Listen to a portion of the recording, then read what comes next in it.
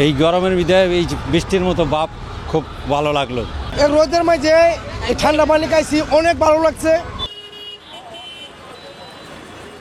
তীব্র গরমে আগুন ঝরছে বাতাসে, তাই তো পরিবেশ ঠান্ডা করতে করা হচ্ছে ওয়াটার স্প্রে। চলমান তাপপ্রবাহ থেকে নগরবাসীকে স্বস্তি দিতে নারায়ণগঞ্জ সিটি কর্পোরেশনের উদ্যোগে দুবেলা করে সড়কে বৃষ্টির মতো পানি ছিটানো হচ্ছে। রাস্তাঘাট ধুলোবালি মুক্ত ও ঠান্ডা রাখার পাশাপাশি তাপমাত্রার আর্দ্রতা নিয়ন্ত্রণে এটি অনেকটা কার্যকরী বলছে সিটি কর্পোরেশন কর্তৃপক্ষ। এটা থেকে আসলে গরমটা যে নিয়ন্ত্রণ হবে থেকে আমরা আর্দ্রতাটা আমরা নিয়ন্ত্রণ করতে পারবো। যে টেম্পারেচার আছে এই টেম্পারেচার আমরা যেখানে মেশিনটাকে আমরা স্প্রে করব সেই জায়গা থেকে কিছুটা অনেকটা কমে আসবে। গত কয়েকদিনের তীব্র গরমে হাঁপিয়ে উঠেছেন শ্রমজীবী সহ সব শ্রেণীর মানুষ। তাদের তৃষ্ণা মেটাতে ঠান্ডা খাবার পানি ও ওরসেলাইন সরবরাহ করছেন স্থানীয় জনপ্রতিনিধিরা। এমন উদ্যোগকে স্বাগত জানিয়েছেন নগরবাসী। এই গরমের ভিতরে এই বৃষ্টির মতো ভাব খুব ভালো লাগলো।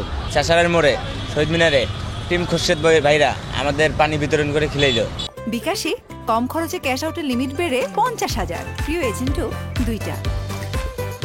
এই রোদের মাঝে এই ঠান্ডা পানি খাইছি, অনেক ভালো লাগছে।